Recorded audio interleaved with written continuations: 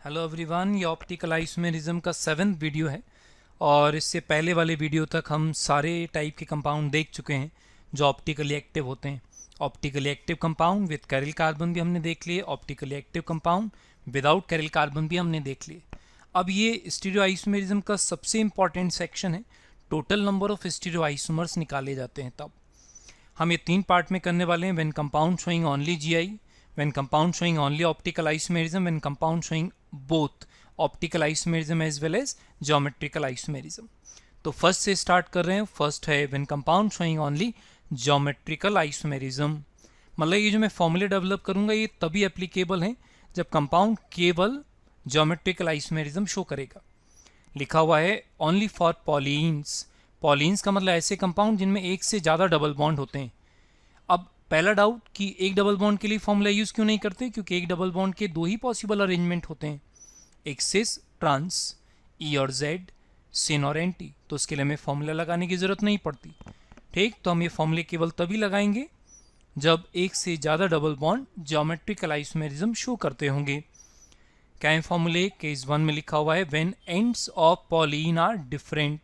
हमें पॉलीन के एंड देखने पड़ेंगे, और यदि n number of double bond है शोइंग ज्योमेट्रिकल आइसोमेरिज्म तो फॉर्मूला हमें यूज़ करना पड़ेगा 2n, आंसर आ जाएगा। अभी एग्जांपल में यूज़ करके बताते हैं। केस 2 लिखा हुआ है when ends of polyenes are same, और n का वैल्यू कैसा हो जाएगा? even। तो फॉर्मूला हो जाएगा 2n-1 प्लस 2n/2-1। केस 3 देखो, when ends of polyenes are कैसा? सेम, और n का वैल्यू कैसा रहेगा? ऑड। तब फॉर्मूला केवल थोड़ा सा चेंज होगा। जहाँ पे सेकंड केस में -1 था वहाँ पे क्या है? -1/2। फॉर्मूला यूज़ करेंगे, डायरेक्ट आंसर आ जाएगा। मैं यहाँ पे क्लियरली एक बात बोल दूँ, बुक्स वगैरह में इस तरीके से नहीं लिखा होता फॉर्मूला। बुक्स में एक नया वेरिएबल इंट्रोड्यूस करते हैं, वो पी एंड क्यू। फिर पी और क्यू का एक वैल्यू एन के टर्म में लिखते हैं, उसके बाद कॉम्प्लिकेटेड बना देते हैं फॉर्मूले को। तो हम इसी तरीके से फॉर्मूला यूज़ करने वाले हैं, याद भी ऐसे ही रखेंगे। इसका बेनिफिट ये है कि जब हम ऑप्टिकल आइसोमेरिज्म में फॉर्मूले लिखेंगे तो इसी फॉर्मेट में हम वहाँ पर भी फॉर्मूले लिखेंगे। तो एक जगह याद करेंगे, दोनों जगह काम आ जाएगा, तो बेस्ट काम हो जाएगा। तो हम फॉर्मूले इसी फॉर्मेट में याद करेंगे। तो एग्जाम्पल में यदि मैं इन फॉर्मूले को यूज़ करके बताऊँ तो जैसे मैंने फर्स्ट वाला एग्जाम्पल लिखा और मुझे टोटल ज्योमेट्रिकल आइसोमर्स निकालने, तो पहला स्टेप होगा मैं केस आइडेंटिफाई करूँ कि केस 1 है कि केस 2 है कि केस 3।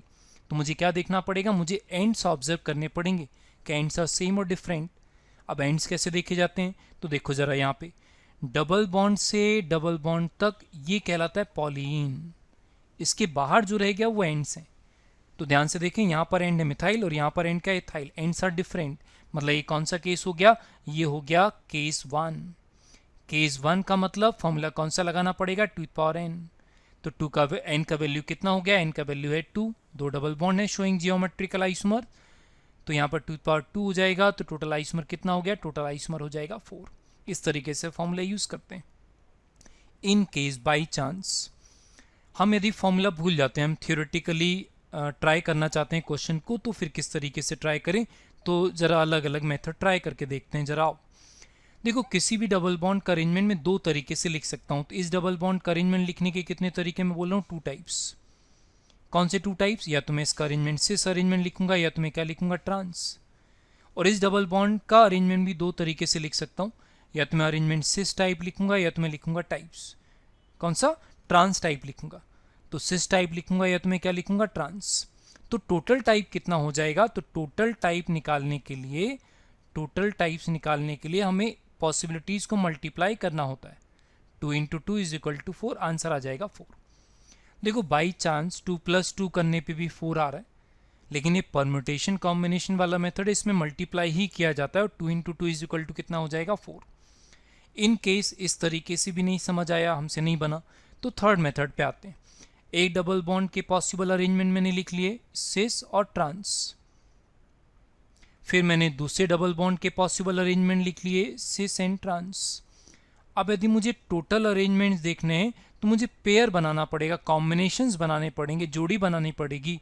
तो इस सिस के कितने पेयर बनेंगे? सिस का पेयर सिस के साथ और सिस का पेयर ट्रांस के साथ, 2 जोड़ी ये बनेगा। और एक कॉम्बिनेशन ये बनेगा ट्रांस सिस और ट्रांस ट्रांस। तो भी टोटल आंसर कितना आ जाएगा? टोटल आंसर आ जाएगा 4। ये थर्ड मेथड है। और डिटेल में यदि चलना चाहें तो और डिटेल में चल सकते हैं कि हमें लिखकर ही ट्राई करना है तो हम लिखकर भी ट्राई कर सकते हैं। जैसे मुझे यदि टोटल 4 कॉम्बिनेशंस यदि मुझे बताने हैं तो मैं सीरियल नंबर लिख लेता हूँ 4। अब देखो नंबर 2 और नंबर 4 पे डबल बॉन्ड है, यदि मैं आईयूपीएसी नंबरिंग करूंगा तो 1 2 3 4, तो नंबर 2 और नंबर 4 पे जो डबल बॉन्ड है उसके मैं अरेंजमेंट लिखता हूँ। एक पॉसिबिलिटी है कि नंबर 2 पे जो डबल बॉन्ड में है उसका अरेंजमेंट में सिस अरेंजमेंट लिखूँ, और नंबर 4 पे जो है उसका अरेंजमेंट भी सिस अरेंजमेंट लिखूँ। फिर पॉसिबिलिटी चेंज होता है, सिस अरेंजमेंट रहने दूँ नंबर 2 पे और यहाँ पर अरेंजमेंट में कर दूँ ट्रांस। समझ तो गए होगे, यहाँ पर मैं ट्रांस और यहाँ पर क्या कर सकता हूँ सिस। फिर यहाँ पर ट्रांस नंबर 2 का अरेंजमेंट और नंबर 4 का अरेंजमेंट भी ट्रांस। टोटल अरेंजमेंट कितना हो जाएंगे, टोटल अरेंजमेंट हो जाएंगे 4। इस तरीके से नंबर ऑफ आइसोमर्स हम किसी भी मेथड से निकाल सकते हैं। मैंने टोटल 4 मेथड आपको बता दिए। फिर यदि आप बोलो कि नहीं एक बार किसी एक अरेंजमेंट का स्ट्रक्चर ट्राई करके देखते हैं, तो किसी भी एक का स्ट्रक्चर में ट्राई करके बताता हूँ। सपोज मुझे इस सेकंड वाले का स्ट्रक्चर मुझे ट्राई करना है, तो देखो एक डबल बॉन्ड नंबर 2 पर है और एक डबल बॉन्ड नंबर 4 पर है। तो अब आगे का नंबरिंग अभी मैं करता हूँ। अब यदि तुम चाहते हो कि नंबर 2 का अरेंजमेंट मैं कैसा लिखूं, नंबर 2 का अरेंजमेंट सिस अरेंजमेंट चाहते हो तो मुझे सिमिलर ग्रुप को सेम साइड लिखना पड़ेगा, और नंबर 2 पर सिमिलर ग्रुप कौन है, H। तो H on the same side, तो इसका अरेंजमेंट क्या हो जाएगा, सिस। तो जो रिमेनिंग कार्बन है वो किस साइड आएगा, रिमेनिंग कार्बन आएगा यहाँ पर। तो ये देखकर तुम बोलोगे कि नंबर 2 पर जो अरेंजमेंट है वो क्या लिखा हुआ है, नंबर 2 पर अरेंजमेंट लिखा हुआ है, मैंने सिस अरेंजमेंट लिखा हुआ है। अब यदि तुम चाहते हो कि नंबर 4 पर अरेंजमेंट में कैसा लिखूं, ट्रांस। ट्रांस लिखना ना, तो ट्रांस लिखने के लिए मुझे सिमिलर ग्रुप को अपोजिट साइड लिखना पड़ेगा, और सिमिलर ग्रुप नंबर 4 पर कौन सा, H। तो फिर रिमेनिंग कार्बन यहाँ पर आएंगे और अरेंजमेंट क्या हो जाएगा, यहाँ का अरेंजमेंट देखकर तुम बोलोगे अरेंजमेंट क्या लिखा हुआ है, अरेंजमेंट लिखा हुआ है ट्रांस। तो ये जो स्ट्रक्चर बना ये किसका स्ट्रक्चर बन गया, ये स्ट्रक्चर बन गया सिस ट्रांस का। अब यदि तुम चाहते हो कि नहीं मुझे फर्स्ट का अरेंजमेंट लिखना है, तो यहाँ पर इंटरचेंज कर देना, H को नीचे की साइड लिख देना, इथाइल को ऊपर की साइड लिख देना, तो फर्स्ट पॉसिबिलिटी का भी स्ट्रक्चर आसानी से बन जाएगा। क्लियर है। तो इस तरीके से हम ज्योमेट्रिकल आइसोमर्स स्टडी करते हैं। और एग्जाम्पल में ट्राई करें, अलग अलग केसेस में डिस्कशन करें। तो जैसे हमने एग्जाम्पल नंबर 2 लिखा, एग्जाम्पल नंबर 2 में पहले केसेस यदि मैं मैच करूं तो यहाँ पर एंड्स देखेंगे, तो ends methyl end methyl ends are same, मतलब ये आ रहा है केस 2, क्योंकि एन का वैल्यू कितना आ रहा है, एन का वैल्यू आ रहा है 2, 1 एंड 2। अब यहाँ पर यदि मैं फॉर्मूला यूज़ करूँगा तो फॉर्मूला हमने क्या बोला था, 2n-1। ये फॉर्मूला में धीरे धीरे याद करने पड़ेंगे, और 2n/2 - 1 हमने फॉर्मूला बोला था ये। अब जब मैं n का वैल्यू 2 पुट करूँगा तब, तो यहाँ 2 का वैल्यू कितना हो जाएगा, 2 - 1 प्लस यहाँ पर हो जाएगा 2/2 - 1। इसका मतलब 2^1 प्लस 2^1 - 1 मीन्स 0, और 2^0 मीन्स डायरेक्ट लिख देता हूँ 2 + 1 = टोटल कितना आ रहा है आंसर, आंसर आ रहा है 3। ठीक। अब लेकिन यदि 3 आंसर आ रहा है तो जब हमने पॉसिबिलिटीज लिखी थी, कॉम्बिनेशन जब मैं लिखूंगा तो टोटल कॉम्बिनेशन तो 4 बनना चाहिए ना, 2 × 2 तो 4 होता है ना। तो फिर कौन सा पॉसिबिलिटी एक कम हो गया भाई, इससे पहले वाले एग्जाम्पल में हमने टोटल 4 पॉसिबिलिटीज लिख के बताए थे ना, तो यहाँ पर कौन सा एक पॉसिबिलिटी कम हो गया। ठीक। तो जरा एक काम करते हैं, हम स्ट्रक्चर से इस बात को डिस्कस करते हैं। तो सबसे पहले मैं किसी एक स्ट्रक्चर को बना लेता हूँ। तो मैं किसका स्ट्रक्चर बनाऊँ, मैं स्ट्रक्चर सिस ट्रांस का बनाता हूँ। अब मुझे क्या करना है, मुझे सिस ट्रांस बनाना है, तो यहाँ पर मुझे similar group on the same side लिखना पड़ेगा। तो मैंने इसका अरेंजमेंट क्या लिख दिया, इसका अरेंजमेंट मैंने लिख दिया सिस, है ना, इसका अरेंजमेंट सिस। फिर यदि मुझे इसका अरेंजमेंट ट्रांस लिखना है, तो ट्रांस लिखने के लिए मुझे सिमिलर ग्रुप को अपोजिट साइड लिखना पड़ेगा, वो मैंने लिख दिया, और मैंने यहाँ पर CH3 लिख दिया, ये इसका अरेंजमेंट मैंने लिख दिया ट्रांस। अब मेरा डाउट है, जरा आंसर करना, मैं IUPAC नंबरिंग इस एंड से करूँ तो नंबरिंग कैसा होगा, 1 2, यहाँ पर आएगा 3, यह आएगा 4, यह आएगा 5, और यह आएगा 6, आएगा ये 6। तो यदि मैं रेड कलर से IUPAC नंबरिंग करा तो नंबर 2 पे आ रहा था सिस, और नंबर 4 पे क्या आ रहा था, नंबर 4 पे आ रहा था ट्रांस। लेकिन एक और पॉसिबिलिटी है, यदि मैं IUPAC नंबरिंग इस वाले कार्बन से स्टार्ट करूं ब्लू कलर से, तो ये बनेगा नंबर 1, ये बनेगा नंबर 2, ये 3, ये 4, ये 5, और ये बनेगा नंबर 6। अब यदि मैंने यहाँ से नंबरिंग किया होता ब्लू कलर से, तो मुझे क्या दिखता, मुझे दिखता 2 ट्रांस और नंबर 4 पे क्या दिखता, 4 पे दिखता सिस। अब जरा मुझे सोचकर एक बात बताओ, ये दोनों नाम सेम है या डिफरेंट? नाम तो डिफरेंट है, लेकिन आइसोमेरिज्म में डिफरेंट नेम काउंट नहीं होते, डिफरेंट स्ट्रक्चर काउंट होते हैं। इन दोनों नाम का स्ट्रक्चर डिफरेंट है कि सेम? एक ही स्ट्रक्चर का नाम है ये, इसका मतलब ये दोनों हो गए सेम, हो गए ना सेम। इसका मतलब सिस ट्रांस और ट्रांस से सेम हो जाएंगे। क्यों? कौन सा वाला नंबरिंग करेक्ट है? Both numberings are equally correct. IUPAC में इस टाइप का कोई प्रायोरिटी नहीं होता, दोनों नंबरिंग इक्वली करेक्ट। मतलब जब कंपाउंड सिमेट्रिकल होता है, दोनों साइड से सेम होता है, तब सिस ट्रांस और ट्रांस से सेम होता है। ये ध्यान रखना, वेरी वेरी इंपॉर्टेंट। क्लियर है? तो एक काम करते हैं, पॉसिबिलिटीज लिख के बता सकते हैं। पॉसिबिलिटीज हमने फर्स्ट वाले एग्जाम्पल में लिखा था, तो पॉसिबिलिटीज में क्या लिखा था हमने? फर्स्ट पॉसिबिलिटी लिखा था हमने cis and sis, second possibility हमने लिखा था सिस एंड ट्रांस, फिर हमने थर्ड पॉसिबिलिटी लिखा था ट्रांस एंड सिस, और लास्ट पॉसिबिलिटी हमने लिखा था ट्रांस एंड ट्रांस। अब जरा ध्यान से देखना, सीरियल नंबर लिखूं तो फर्स्ट पॉसिबिलिटी ये तो है डिफरेंट, लेकिन ये दोनों हो जाएंगे कैसे? सेम। और चूंकि ये सेम है इसलिए सीरियल नंबर में 2 ही काउंट होगा और थर्ड होगा काउंट ये। तो बड़ा इंपॉर्टेंट ऑब्जर्वेशन था ये कि जब कंपाउंड सिमेट्रिकल होता है तब हम ध्यान रखेंगे कि सिस ट्रांस और ट्रांस सिस कैसा काउंट होता है? काउंट होता है सेम, मतलब उनको अलग अलग हम काउंट नहीं करते। नंबर ऑफ आइसोमर्स में रिपीटेशन नॉट अलाउड। क्लियर है? नेक्स्ट केस पर चलते हैं। नेक्स्ट केस में नेक्स्ट एग्जाम्पल देखें तो इसमें नेक्स्ट केस आ जाएगा एंड्स आर सेम और एन का वैल्यू कितना आ रहा है? एन का वैल्यू आ रहा है 3। ये कौन सा केस हो जाएगा? केस हो जाएगा ये 3। और केस 3 का फॉर्मूला हमें रिकॉल करना पड़ेगा, 2n-1 प्लस 2n/2 माइनस 1/2। इसको हम n-1/2 भी लिख सकते हैं, n-1/2 लिख सकते हैं डायरेक्ट। तो n-1 का वैल्यू आएगा कितना? 2 + 2 हो जाएगा 4। और यहाँ पर n-1/2 लिख दें, ऐसा लिख दें n-1/2। तो 3 - 1 2/2 मीन्स 1, 2/1 मीन्स 2, और ये टोटल कितना हो जाएगा? ये टोटल आइसोमर हो जाएगा 6। तो आंसर कितना हो जाएगा? आंसर हो जाएगा टोटल 6। इस तरीके से हम तीनों केस तुम्हें यूज़ करके बता चुके हैं। अब ज़रा क्वेश्चन में इन्वॉल्व होते हैं और क्वेश्चंस में देखते हैं कि कब हमें कौन सा केस यूज़ करना पड़ेगा। ठीक, तो नेक्स्ट क्वेश्चन लेकर आते हैं। एग्जाम्पल नंबर 4 लिखते हैं और हमें केस आइडेंटिफाई करना है कि कौन सा केस आंसर लेकर आएगा। तो क्या करें? n का वैल्यू कितना है? n का वैल्यू यदि 2 बोल रहे हो तो गलत, यहाँ पर n का वैल्यू है 1 और उसके लिए हम कभी भी फॉर्मूला नहीं लगाते, केवल 2। ध्यान से देखो, ज्योमेट्रिकल आइसोमेरिज्म केवल इस डबल बॉन्ड से शो होगा, ये वाला double bond geometrical isomerism show नहीं करेगा। रिकॉल करा दूं, यहाँ पे जो n है number of double bond showing geometrical isomerism. ठीक, हम टोटल डबल बॉन्ड नहीं देखते, हम वो डबल बॉन्ड काउंट करते हैं जो ज्योमेट्रिकल आइसोमेरिज्म शो करते हो। क्लियर है? तो ये ध्यान रखना, इसीलिए मिस्टेक हो जाता है। नेक्स्ट एग्जाम्पल, थोड़े कॉम्प्लिकेटेड स्ट्रक्चर्स पे आते हैं। थोड़े कॉम्प्लिकेटेड स्ट्रक्चर्स में बात करें तो इधर अब देखो, सबसे इंपॉर्टेंट ऑब्जर्वेशन है ये पॉलीन नहीं है, और जो फॉर्मूले होते हैं वो केवल पॉलीन में एप्लीकेबल हैं। यहाँ पर ज्योमेट्रिकल आइसोमेरिज्म यहाँ से भी शो होगा और ज्योमेट्रिकल आइसोमेरिज्म किन्हीं भी 2 रेड कार्बन से शो होगा। और रूल क्या था? हमने जब थ्योरी पढ़ा था ज्योमेट्रिकल आइसोमेरिज्म का, हमने ये बोला था when 2 groups are present same और different at different carbon atoms other than double bond than any ring can show GI, मतलब ये GI तो शो करेगा। अब इनमें फॉर्मूले लगा नहीं सकते हैं, तब फिर हमें किस तरीके से इन क्वेश्चंस को ट्राई करना होगा? तो ये कॉमन सेंस से, जनरल सेंस से हमें करना पड़ेगा। ठीक, कैसे? हमें मालूम है कि हम ज्योमेट्रिकल आइसोमेरिज्म में क्या देखते हैं, either on the same side और ऑन द अपोजिट साइड। तो यहाँ पर जो ग्रुप हैं जैसे Cl है, अब Cl को मुझे सेम साइड अपोजिट साइड देखना पड़ेगा, तो 3 Cl हैं।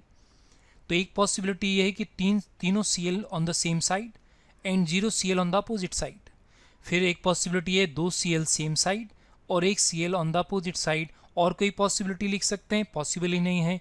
इसका मतलब इसका आंसर कितना आएगा? इसका आंसर आएगा 2। क्लियर है? इस तरीके से हमें करना पड़ेगा। इसमें हमें थोड़ा दिमाग लॉजिक से ट्राई करना पड़ेगा क्वेश्चन।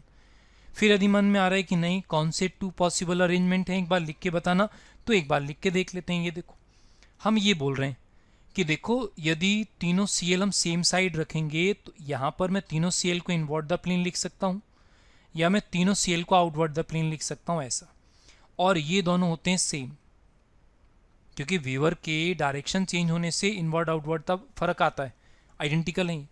फिर दूसरी पॉसिबिलिटी हम ये बोल रहे हैं कि दो Cl सेम साइड, तो दो Cl में आउटवर्ड द प्लेन एक इनवर्ट द प्लेन लिख सकता हूँ, या मैं दो Cl इनवर्ट द प्लेन और एक Cl में आउटवर्ड द प्लेन लिख सकता हूँ, और ये दोनों पॉसिबिलिटीज़ भी क्या काउंट होंगी, सेम।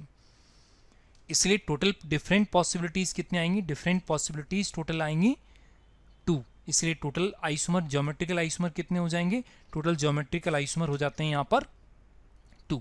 क्लियर है। थोड़े और देखो अब मैंने 3 मेंबर रिंग में ट्राई किया, मैं 4 मेंबर रिंग में ट्राई कर सकता हूँ, मैं 5 मेंबर रिंग में ट्राई कर सकता हूँ, मैं एक्सट्रीम पे चलते हैं।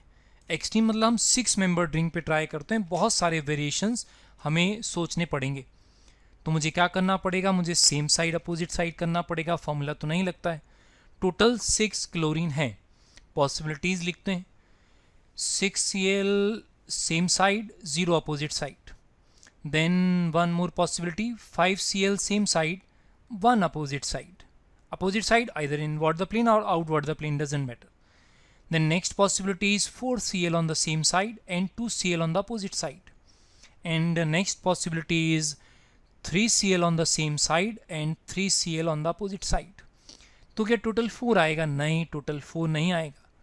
यहाँ पर जब मैं 4Cl सेम साइड और 2Cl अपोजिट साइड लिखूंगा ना, तब इसकी पॉसिबिलिटीज़ अलग अलग आएंगी। तो मैं ज़रा इनकी पॉसिबिलिटीज़ लिख कर बताता हूँ, तो ज़रा ध्यान से देखना। अब ये पोजिशनल आइसोमेरिज्म का थ्योरी हो गया। यदि पोजिशनल आइसोमेरिज्म में आइसोमर लिखने के तरीके याद हो तो हमने बोला था कि एक से ज़्यादा चीज़ों को लिखने का तरीका होता है या तो एक साथ या तो अलग अलग। तो उस तरीके से यदि मैं लिख कर बताऊँ तो पॉसिबिलिटीज़ कुछ बनेंगे ऐसे। सबसे पहले मैं 4Cl same side and 2Cl opposite side लिखता हूँ। तो 4Cl सेम साइड लिखने का तरीका ये है, यदि मैं आउटवर्ड द प्लेन लिखता हूँ 4Cl को, तो 2Cl मुझे इनवर्ड द प्लेन लिखना पड़ेगा। लेकिन पोजीशन ऐसे भी तो चेंज कर सकता हूँ, देखो 4Cl ऐसे लिखूँ और जो इनवर्ड द प्लेन थे वो एक साथ लिखे, अब अलग अलग लिख रहा हूँ। और पॉसिबिलिटी ये भी है अलग अलग लिखने पर ये ऐसा भी तो आ सकता है ना, यहाँ पर Cl यहाँ पर Cl भी तो आ सकता है, ऐसा भी तो हो जाएगा ना। क्लियर है। तो यहाँ पर टोटल कितना बनेगा, यहाँ पर ये टोटल बनेंगे 3, ये अरेंजमेंट टोटल कितना आएगा 3, और अभी लिखा हुआ देखना ये भी टोटल कितना आएगा 3। इसका मतलब टोटल ज्योमेट्रिकल आइसोमर इस कंपाउंड के लिए कितना हो जाएगा, टोटल ज्योमेट्रिकल हो जाएगा 8 आइसोमर्स बनेंगे। मैं यहाँ पे बॉन्ड पे Cl नहीं लिखता हूँ, ठीक। यहाँ पर 3Cl same side 3 opposite side लिख सकता हूँ। 3Cl को मुझे लिखना है या तो मैं एक साथ लिखूंगा या तो अलग अलग। अलग अलग लिखने के दो तरीके, दो एक साथ एक अलग, या तो तीनों अलग अलग लिखने के तरीके। तो 3 साइड ये 3 टाइप ये बनेंगे, 3 टाइप वो बने, तो टोटल आइसोमर कितना बनेगा 3। तो ऐसे क्वेश्चन करने का तरीका क्लियर है। यदि मुझे रिंग में ऐसे ट्राई करना पड़े तो मैं क्या करूँगा, मैं सेम साइड और अपोजिट साइड इमेजिन करूँगा, सोचूंगा, लॉजिक से करूँगा, और तब जाकर मैं आंसर आसानी से बना लूँगा। क्लियर है। तो फिर हम वापस पुराने वाले स्ट्रक्चर पर लौटते हैं, और यहाँ पे वापस से पॉलीन जैसा दिख रहा है हमें, और पॉलीन है तो शायद हमें फॉर्मूले लग जाएंगे अब। लेकिन अभी थोड़ा कॉम्प्लिकेटेड इसलिए है कि अभी तक हम जो स्ट्रक्चर्स लिख रहे थे वो लीनियर फॉर्मेट में लिख रहे थे, इस बार लीनियर नहीं है। तो पहले ज़रा एक बात चेक कर लेते हैं कि कौन सा डबल बॉन्ड GI शो करेगा, कौन सा GI शो नहीं करेगा। ये वाला डबल बॉन्ड GI शो करेगा, यस। ये वाला डबल बॉन्ड GI शो करेगा, यस।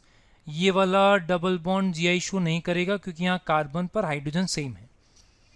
अब एक काम करते हैं, मैं इसको एक पॉलीन मान लेता हूँ। यहाँ पर कोई इस कार्बन पे ग्रुप लगा हुआ है, मिथाइलिडीन ग्रुप है, मिथाइलिन ग्रुप है। तो यहाँ पर ये ऐसा पॉलीन है जिसके एंड्स हैं सेम, मतलब ये केस 2 हो जाएगा। अब अभी तक केस 2 में लीनियर लिख रहा था, यहाँ पे टर्न हो गया, ये मान के चलो भाई टोटल 7 कार्बन का पॉलीन है, नंबर 4 पे एक ग्रुप लगा है मिथाइलिन, और कोई तो फर्क नहीं आया। अब यदि ऐसा है n का वैल्यू 2 है तो टोटल ज्योमेट्रिकल आइसोमर कितना बनेगा, टोटल ज्योमेट्रिकल आइसोमर बनेंगे 3। इसका आंसर हो जाएगा 3। थोड़े कॉम्प्लिकेटेड स्ट्रक्चर लिखते हैं, थोड़े डिफिकल्ट साइड पे आते हैं। सपोज मुझे इसमें टोटल ज्योमेट्रिकल आइसोमर निकालना पड़ा। अब यहाँ पर यदि मैं ऑब्जर्व करूँ तो कॉम्प्लिकेटेड इसलिए है क्योंकि यहाँ पर तीनों double bond can show geometrical isomerism. तीनों डबल बॉन्ड GI शो कर सकते हैं, ठीक। कैसे GI शो कर सकते हैं, तो एक काम करते हैं, देखो मैं एक काम करता हूँ, डिफरेंट कलर यूज़ कर लेता हूँ। इस डबल बॉन्ड के लिए मैं सिस ट्रांस या EZ लिखूंगा, तो मैं ब्लैक कलर से EZ लिख देता हूँ। भाई सिस ट्रांस लिखूँ या EZ, अरेंजमेंट लिखने के तरीके। इस वाले डबल बॉन्ड का जब मैं अरेंजमेंट डिस्कस करूंगा तो मैं रेड कलर से EZ लिख लूँगा। अभी इस डबल बॉन्ड का मुझे डाउटफुल केस है, मुझे नहीं मालूम कि ये GI शो करेगा या नहीं करेगा। क्लियर है? तो एक काम करते हैं, मैं पॉसिबल स्ट्रक्चर्स बनाने की कोशिश करता हूँ। मैं पॉसिबल स्ट्रक्चर्स बनाता हूँ, ज़रा ध्यान से देखना। अब मुझे क्या करना है, मुझे यहाँ पर भाई पॉसिबल अरेंजमेंट क्या रहेगा, या तो यहाँ पे E और यहाँ का Z, और या तो यहाँ पर E, यहाँ पर E, यहाँ पर Z, यहाँ पर Z, ऐसा लिखना पड़ेगा। तो मैं ज़रा अरेंजमेंट लिखता हूँ, ज़रा ध्यान से देखना। यहाँ पर यदि मैं अरेंजमेंट लिखता हूँ, Z अरेंजमेंट लिखूँ, मैं यहाँ पर Z लिखना चाहता हूँ। Z अरेंजमेंट का मतलब similar priority group on the same side. तो similar priority group on the same side मुझे ऐसा लिखना पड़ेगा, carbon carbon on the same side आ जाएगा। अब यदि मुझे यहाँ पर E लिखना हुआ इस कार्बन के लिए, तो मैं क्या करूँ, इसको यदि मैं E लिखूंगा तो सिमिलर प्रायोरिटी को मुझे अपोजिट साइड लिखना पड़ेगा। तो मुझे अरेंजमेंट कुछ ऐसा लिखना पड़ेगा, देखो E है, carbon carbon on the opposite side. अब यदि मैं ध्यान से देखूं तो यहाँ पर इस डबल बॉन्ड पर डिस्कशन करते हैं। इस डबल बॉन्ड के बारे में ज़रा बात करो, क्या ये वाला डबल बॉन्ड GI शो करेगा? यस, ये GI शो करेगा। क्यों? ब्लॉक एटम पे present groups are different, E and Z groups are different. CIP rule ने हमने स्टडी किया था, और यदि याद हो तो हमने बोला था कि Z का प्रायोरिटी E से ज़्यादा होता है इन CIP रूल। CIP रूल यदि हम लगाएंगे तो उसमें Z का प्रायोरिटी ज़्यादा है। तो यहाँ का नंबर 1 CH3, यहाँ का नंबर 1 ये, इसका मतलब ये वाले डबल बॉन्ड का अभी Z प्रायोरिटी लिखा हुआ है। क्लियर है? इसका मतलब वो डबल बॉन्ड GI शो करेगा। ध्यान से एक और पॉसिबल अरेंजमेंट देखते हैं। चलो इधर, सपोज मैंने यहाँ पर Z अरेंजमेंट लिखा था, तो मैं जल्दी से अरेंजमेंट लिख देता हूँ HH, और यहाँ पर CH3। यहाँ पर भी यदि अरेंजमेंट में Z लिखता, इसका मतलब मुझे H और H को सेम साइड लिखना पड़ता है ऐसे। अब यदि मैं इस डबल बॉन्ड के बारे में डिस्कशन करूं, तो अब ज़रा सोच कर देखो, क्या ये वाला डबल बॉन्ड GI शो करेगा? नहीं, ये GI शो नहीं करेगा। क्यों? यहाँ पर Z और Z सेम हो गया, लेकिन है तो पॉसिबल अरेंजमेंट डिफरेंट ना। फिर नेक्स्ट पॉसिबिलिटी लेकर आते हैं। अब ये वाला Z हो गया, अब मैं क्या करूँगा, इसकी पॉसिबिलिटी में क्या लिखूँगा, E लिखूँगा। और कोई पॉसिबल स्ट्रक्चर है नहीं, या तो इसका मैं E लिख सकता हूँ या तो Z लिखूँगा। अब यदि मैंने यहाँ E लिखा और यहाँ E लिखा, तो ये कन्फर्म है कि यहाँ से GI नहीं होगा। क्यों? इसलिए GI नहीं होगा क्योंकि भाई यहाँ पर E लिखने का मतलब क्या है कि मुझे यहाँ पर CH3H ऐसा लिखना पड़ेगा, और यहाँ पर E लिखने का मतलब है कि CH3H ऐसा लिखना पड़ेगा। और ये वाला डबल बॉन्ड GI शो क्यों नहीं किया? क्योंकि यहाँ पर E और E सेम आ गया ना, लेकिन अरेंजमेंट तो डिफरेंट दिख रहा है ना। फिर यहाँ पर यदि मैंने Z लिखा तब ये वाला GI शो करेगा, और यदि ये GI शो करेगा तो इसके यदि मैं अरेंजमेंट लिखूंगा तो इसका अरेंजमेंट मुझे क्या लिखना पड़ेगा, similar priority on the opposite side. इसका मतलब इसका अरेंजमेंट E लिखना पड़ेगा। बाकी के यदि ग्रुप लिखना चाहो तो इतनी देर से मैं लिख ही रहा हूँ। यहाँ पर CH3 आएगा, यहाँ पर H आएगा, और यहाँ पर यदि मुझे Z लिखना है तो यहाँ CH3, यहाँ पर H आएगा। ये तो इस तरीके से हमें अरेंजमेंट लिखना है। तो टोटल पॉसिबल आइसोमर कितना बना, 4। इसका मतलब यहाँ पर टोटल कितना बनेगा, 4 बनेगा। ऐसा क्लियर है? तो ये वाला डबल बॉन्ड जो है, जहाँ क्वेश्चन मार्क लगा है, ये GI शो भी कर सकता है, नहीं भी कर सकता, अभी डिटेल में डिस्कशन हुआ है। ऐसे क्वेश्चन को अच्छे से डायरेक्ट करने का तरीका ये होता है कि हम क्या करते हैं, हम कॉम्बिनेशन बनाते हैं। ब्लैक कलर का EZ और रेड कलर का EZ, टोटल कॉम्बिनेशन कितना बनेगा, 4। कैसे 4? इस E के 2 पॉसिबल अरेंजमेंट और फिर Z के पॉसिबल अरेंजमेंट, और इस तरीके से हम डायरेक्ट आंसर भी बना सकते हैं। और डायरेक्ट आंसर कितना हो जाएगा, डायरेक्ट आंसर हो जाएगा 4। डिटेल में डिस्कस करके हम बता चुके हैं। क्लियर है? सिमिलर टाइप के यदि और स्ट्रक्चर देखना चाहो तो और स्ट्रक्चर पे लिख के बात कर सकते हैं। और थोड़े कॉम्प्लिकेटेड स्ट्रक्चर इसी टाइप के लेके आते हैं, देखें दिक्कत तो नहीं आता। जैसे हमने नंबर 8, 9, 10 तीनों एग्जाम्पल सेम टाइप का लिखा है, बस फ़र्क इतना है यहाँ पे डबल बॉन्ड है। अब देखो यहाँ पर भी ये GI शो करेगा। भाई ये कौन सा C डबल बॉन्ड है, इनमें GI शो करता है, सिन और एंटी लिखते हैं, और ये भी GI शो करेगा। और ये वाला GI शो कर भी सकता है और नहीं भी कर सकता। ये कब शो करेगा? देखो यहाँ पर जीआई में क्या लिखोगे तुम, सिन और एंटी लिखोगे ना, सिन और एंटी। और यहाँ पर भी तुम्हें क्या लिखना पड़ेगा, सिन और एंटी लिखना पड़ेगा। तो ये कब जीआई शो करेगा? जब सिन एंटी का कॉम्बिनेशन आएगा तब। मतलब जब सिन एंटी या एंटी सिन ये वाला कॉम्बिनेशन लिखोगे तो जीआई शो करेगा। लेकिन यदि तुमने ये कॉम्बिनेशन लिखा सिन और सिन या एंटी और एंटी कॉम्बिनेशन लिखा तो जीआई शो नहीं करेगा। तो ऐसे क्वेश्चन को डायरेक्ट करने का तरीका क्या था, टोटल कॉम्बिनेशन बनाने हैं। और टोटल कॉम्बिनेशन बनाएंगे तो कितना आता है, टोटल कॉम्बिनेशन आता था 4। अभी ट्राई करके बताया था ये। नेक्स्ट एग्जाम्पल में ट्राई करें तो नेक्स्ट एग्जाम्पल में खास बात ये, यहाँ से जीआई नहीं होगा, थोड़ा ध्यान देना। यहाँ से जीआई होगा और यहाँ से जीआई कंफर्म होगा। तो यहाँ पर तो 2 × 2 = 4 हो जाएगा डायरेक्ट, इसका आंसर तो 4 ही है। फिर यहाँ पर आते हैं और यहाँ पर आएँ तो एग्जाम्पल नंबर 10 में देखें तो यहाँ पर जीआई शो करेगा, यहाँ पर जीआई शो करेगा और ये जीआई शो नहीं करेगा। और ये तो केस 2 ही हो गया, एंड्स आर सेम और पॉलीन। तो टोटल कितना आएगा, टोटल इसका आंसर आएगा 3। ठीक है ना। तो इस तरीके से हम क्वेश्चन आसानी से कर सकते थे, कोई दिक्कत थी नहीं। और थोड़ी कॉम्प्लिकेटेड स्ट्रक्चर में बात करें जो हमने ज्योमेट्रिकल आइसोमेरिज्म में पढ़ा, तो लास्ट एग्जाम्पल लेकर आते हैं ये। अब जरा ध्यान से देखें तो यहाँ पर ज्योमेट्रिकल आइसोमेरिज्म ये हो सकता है तुम्हें लगे केवल ये डबल बॉन्ड है जीआई शो करेगा, लेकिन नहीं, यहाँ से भी तो जीआई शो होगा क्योंकि कंटिन्यूसली प्रेजेंट डबल बॉन्ड कितने, 3 ऑड नंबर। जीआई शो होगा, यहाँ से भी सिस या ट्रांस लिखना पड़ेगा। तो टोटल कितना आएगा, टोटल आएगा 2 × 2 = 4। भाई या तो सिस ट्रांस यहाँ पे लिखोगे तुम, और इसके लिए भी तो तुम क्या लिखते हो, सिस ट्रांस।